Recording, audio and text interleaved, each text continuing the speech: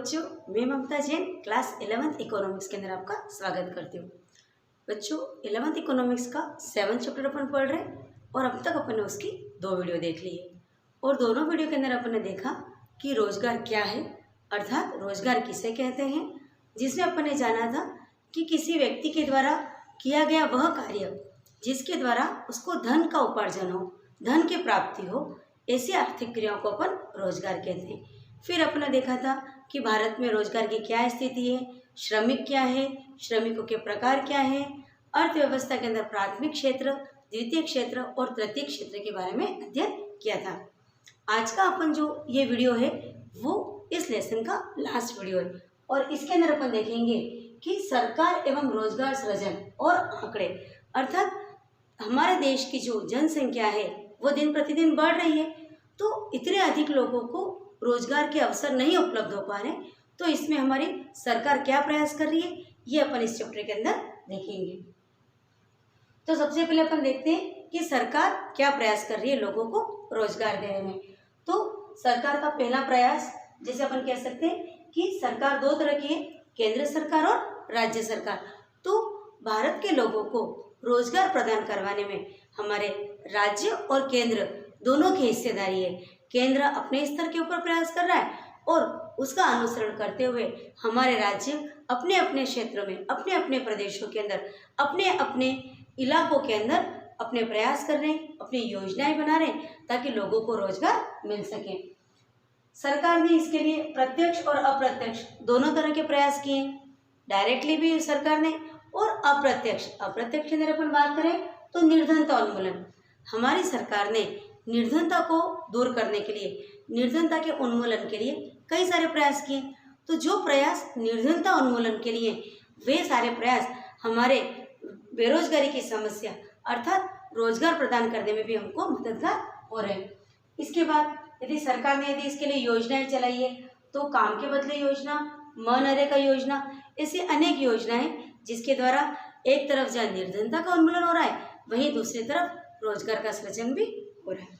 अब जो सबसे बड़ी योजना है वो है मनरेगा, MERGA, जिसका पूरा नाम है Mahatma Gandhi national rural employment guarantee act, और हिंदी में कहो तो महात्मा गांधी राष्ट्रीय ग्रामीण रोजगार गारंटी अधिनियम। ये योजना पहले सिर्फ राष्ट्रीय ग्रामीण रोजगार गारंटी अधिनियम के नाम से जानी जाती थी, लेकिन बाद में इसका नाम हो गया महात्मा गांधी राष्ट्रीय रोजगार गारंटी अधिनियम, या कह लो कि महात्मा गांधी राष्ट्रीय ग्रामीण रोजगार गारंटी अधिनियम। तो ये जो योजना है वो 1951 के अंदर प्रस्तावित हो गई थी और 2006 के अंदर संसद के अंदर इसको स्वीकार कर लिया गया था। पहले तो ये मात्र 625 जिलों में लागू की गई थी, लेकिन 1 अप्रैल 2008 से भारत के सभी जिलों के अंदर मनरेगा कार्यक्रम लागू कर दिया गया है।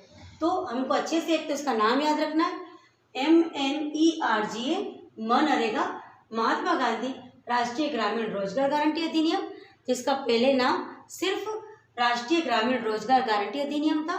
इंग्लिश में Mahatma Gandhi national rural employment guarantee act, और 1951 में प्रस्तावित हुई, 2006 के अंदर मात्र 625 जिलों में लागू हुई और 2008 अप्रैल से सभी जिलों के अंदर इसको लागू कर दिया गया। यदि ये देखा जाए तो हमारी संसद की ये समवर्ती सूची के अंदर इसको सम्मिलित किया गया है। 2 फरवरी 2006 में आंध्र प्रदेश के बांदवली जिले में अनंतपुर गांव के अंदर इसको सबसे पहले लागू किया गया है। आपको याद रखना है, 2 फरवरी 2006 में आंध्र प्रदेश के बांदवली जिले में अनंतपुर जो गांव है वहां पर इसको लागू किया गया है। यदि हम इसके अंदर हिस्सेदारी देखें तो केंद्र का इसमें योगदान 90% है और 10% योगदान इसके अंदर किसका है, राज्यों का है। इसके बाद इसका जो मुख्य लक्ष्य क्या है, मनरेगा या महात्मा गांधी राष्ट्रीय ग्रामीण रोजगार गारंटी अधिनियम का जो महत्वपूर्ण उद्देश्य है वो गांवों के लिए है। ये ग्रामीणों के लिए योजना है और गांव में रहने वाले लोगों में प्रत्येक व्यक्ति को वर्ष के 100 दिन रोजगार मिले, इसका उद्देश्य है इसका। अर्थात गांवों के अंदर प्रत्येक व्यक्ति को 365 दिनों में से 100 दिन तो कम से कम किसी भी तरह का रोजगार मिल जाए, यह उद्देश्य है महात्मा गांधी राष्ट्रीय ग्रामीण रोजगार गारंटी अधिनियम का। यदि इसकी बात करें इसका विचार, तो सबसे पहले जया ड्रेस जो कि बेल्जियम अर्थशास्त्री, इन्होंने इसका विचार दिया था मनरेगा का विचार। तो इस प्रकार बच्चों हमारे भारत में गांवों के अंदर बेरोजगारी दूर करने में अर्थात लोगों को रोजगार प्रदान करने में यदि सबसे बड़ी योजना थी तो वो है मनरेगा, जिसके बारे में मैंने आपको बता दिया। अब यदि हम इस चैप्टर के अंदर अपन को दे रखा है कि कुछ आंकड़े दे रखे कि भारत में श्रम बल की क्या स्थिति है, गाँवों में कितने लोग श्रमिक हैं, शहरों के श्रमिकों की स्थिति, यदि प्राथमिक क्षेत्र के अंदर कितने श्रमिक जुड़े हुए हैं, द्वितीयक और तृतीयक क्षेत्र। तो इससे संबंधित जो आंकड़े आपके एनसीईआरटी की बुक में दे रखे वो मैंने यहाँ पर बता रखे कि ग्रामीण और शहरी क्षेत्र में श्रम बल का वितरण यदि देखें तो यहाँ पर तो मैंने देखा है कि जो श्रमिक प्राथमिक क्षेत्र में लगे, द्वितीय क्षेत्र और तृतीय क्षेत्र में लगे हुए हैं। तो हम देखेंगे कि प्राथमिक क्षेत्र के अंदर जो गांवों की बात करें तो 64.1% लोग प्राथमिक क्षेत्र में लगे हुए हैं, जबकि शहरी के अंदर मात्र 6.7% लोग लगे हुए हैं। अर्थात शहरी लोग प्राथमिक क्षेत्र अर्थात कृषि और कृषि से जुड़े हुए क्षेत्रों के अंदर बहुत कम जुड़े हुए हैं, लेकिन हमारे जो गांव के लोग हैं वो agriculture and agriculture based activity के ऊपर बहुत ज़्यादा संलग्न है। तो आंकड़े बताते हैं कि 64.1% लोग गांवों में प्राथमिक क्षेत्र में जुड़े हुए हैं, जबकि शहरों में मात्र 6.7%। यदि अपन द्वितीय क्षेत्र अर्थात मैन्युफैक्चरिंग सेक्टर इट मीन्स औद्योगिक क्षेत्र की बात करते हैं तो गांवों के अंदर 20.4% लोग जुड़े, तो शहरों में 35% लोग जुड़े। क्यों? क्योंकि गांवों में इतने कल कारखाने ही नहीं है कि लोग विनिर्माण के अंदर जुड़ सके, इसलिए शहरों के अंदर ये संख्या आंकड़े ज़्यादा है। यदि हम तृतीय क्षेत्र की बात करें तो गाँवों में मात्र 15.5%, अर्थात तृतीय क्षेत्र में सेवा क्षेत्र, तो गाँवों के लोग सेवा क्षेत्र में नहीं के बराबर जुड़े हुए हैं, लेकिन गाँवों में इसका रेशो है 58.3%। इट मीन्स शहरी क्षेत्र के लोग, हमारे जो अर्बन एरियाज के लोग हैं वो हमारे तृतीय क्षेत्र अर्थात सेवा क्षेत्र में ज़्यादा जुड़े हैं। आगे अपन बात करते हैं 2011-12 में महिला पुरुष श्रम बल, अर्थात हमारे देश में महिलाएं और पुरुष उनका भी श्रम क्षेत्र में जो वितरण है वो असमान है। प्राथमिक क्षेत्र में यदि अपन देखें तो पुरुषों का योगदान कम है, मात्र 43.6% लोग जुड़े हुए हैं, जबकि महिलाएं 62.8%, अर्थात महिलाओं का योगदान इसमें ज़्यादा है। इसी प्रकार यदि अपन द्वितीय क्षेत्र की बात करें तो इसमें पुरुष वर्ग ज़्यादा जुड़ा हुआ है 25.9%, जबकि महिलाएं मात्र 20%। क्यों? क्योंकि कंपनी कारखानों के अंदर हमारे पुरुष ज़्यादा काम करते हैं।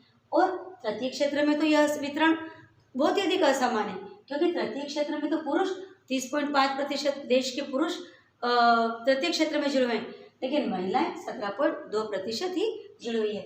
लेकिन बच्चों एक बार और बता दूं मैं, ये आंकड़े 2011-12 के हैं। वर्तमान में स्थितियां कुछ सुधरी हैं, महिलाओं का तृतीय क्षेत्र और द्वितीय क्षेत्र के अंदर भी हस्तक्षेप बढ़ा है।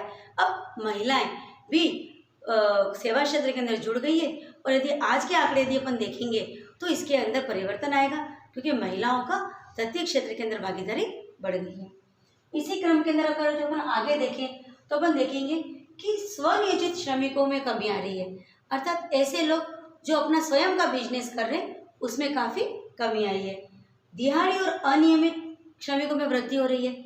ऐसे लोग जो सुबह काम पे जा रहे हैं और शाम को उनका पेमेंट मिल रहा है, जो अनियमित संगठन से जुड़े हुए हैं, जिनके रोजगार का कोई ठिकाना नहीं है, आज यहाँ तो कल वहाँ काम कर रहे हैं, ऐसे श्रमिकों की संख्या बढ़ गई है। और यदि देखें हमारे आंकड़े तो नियमित वेतन भोगी श्रमिकों के जो आंकड़े हैं वो बिल्कुल स्थिर है, अर्थात इस क्षेत्र के अंदर आंकड़ों में कोई खास परिवर्तन नहीं आ रहा है। तो ये हमारे सरकार के लिए चिंता का विषय है। क्यों? क्योंकि स्वनियोजित श्रमिकों में कमी आना प्लस दिहाड़ी मजदूरों की संख्या में वृद्धि होना, ये कोई विकास का सूचक नहीं है। तो सरकार इसके ऊपर बराबर प्रयास कर रही है। तो बच्चों अपना आज ये थर्ड पार्ट था, और तीनों पार्ट मिला करके अपना चैप्टर 7 कंप्लीट हो गया है। और आज की इस वीडियो के अंदर अपन ने देख लिया कि रोजगार समृद्धि के लिए, रोजगार के अवसर को बढ़ाने के लिए, बेरोजगारी को कम करने के लिए हमारी सरकार ने क्या क्या प्रयास किए, और उसके अंदर मुख्य प्रयास था सरकार का मनरेगा।